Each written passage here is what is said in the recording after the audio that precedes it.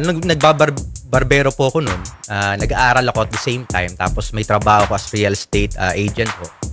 So, pagkatapos ko na eskwelahan, pagkatapos sa trabaho, diretso Sideline. Suma-sideline ka ng pagbabarbero. From 5 p.m. ho yan minsan hanggang 11 p.m. Naggugupit po. Magkano ang gupitan doon sa Mindoro? Kung Na naranasan mo, na ginugupitan mo? Kung tama naalala ko, 40 to 50 pesos. 40 pesos, oo. Medyo bago-bago na yan. Kasi dati umabot pa ng 30 pesos lang ang mga gupitan sa barberia, no? Pero dahil sabi mo nga, si Lolo Tisoy, kilala siya doon, kaya medyo siguro mataas ng konti. Pero paano ka nag-come up sa presyuhan ng services na umaabot ng libo na? At di lang basta libo, mga kapatid, 30,000 to 50,000 pesos. Paano nagkaroon ng ganong klaseng jump?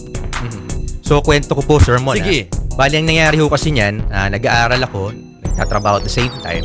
So, dumadami yung mga clients ko.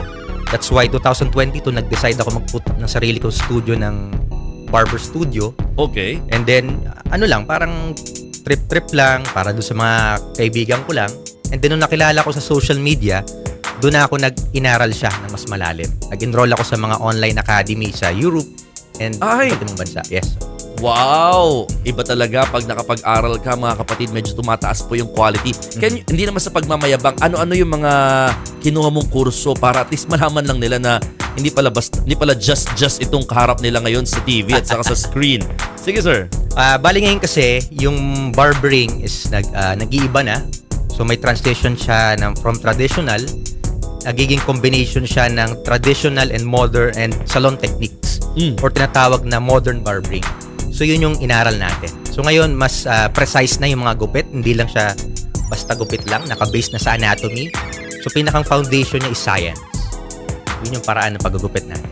Grabe, no? Talagang, lahat naman talaga parang may pag-aaral na ginagawa, pero ito mas pulido siguro, mas sakto, at yun nga talagang naayon, no, yung mga klase ng sukat and all, malamang, di ba?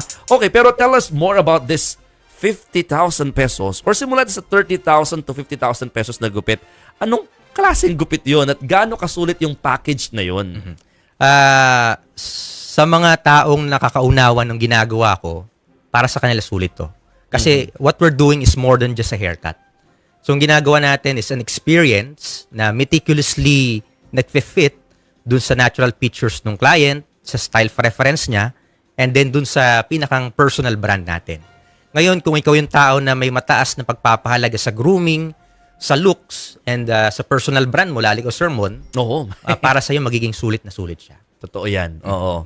Pero, sino-sino ba ang mga suki ni Sir James na nagtatry at kumakagat po niyang mga ganyang klaseng haircut services or package na ino-offer mo? Most of my clients ay mga high profile na hindi natin pwedeng... ito artista. Meron kang pinakita na isa. Mga client, mga artista, mga Daniel influencers. Matsunaga. Daniel Matsunaga, Jun Sunga, Rambo Nunez. Okay. Mga ano nga. Mga personalities nga talaga and celebrities in a way. Sina Rendon Labrador. Pero, si Rendon kasama rin. Big time talaga si Rendon. Pero, ito bang mga suki na ito or sabihin natin mga nagtatry sa'yo, ilang beses silang bumabalik sa'yo kada taon? Naku-curious lang ako. Yung iba nagpapa-haircut every 2 weeks. Nang ganung halaga? Hindi naman ganun halaga. Okay. Meron bang mga parang, the price varies ba? Depende sa services? Meron bang medyo abot kaya naman kahit makatikim man lang ng nakapag-aral na ng gugupit ba? Actually, yung service ko na haircut lang sa shop mismo, pag nabutan ako sa shop, nagpa-appointment, nagre-range siya ng 1,500 hanggang 3,000 pesos. Pero kasi higit sa TESDA tong pag-aaral ni Sir, no? Ibang bansa kasi yung pinag-aralan Kasi sa TESDA, if I'm not mistaken, may mga parang courses din ng paggugupit, di ba? Actually, Mon, meron na kaming sariling academy dito sa Philippines, sa sinisimulan. Wow, can you tell us more about that? Bakit yun naisipan magtayo niyan at saka ano pong mga meron dyan?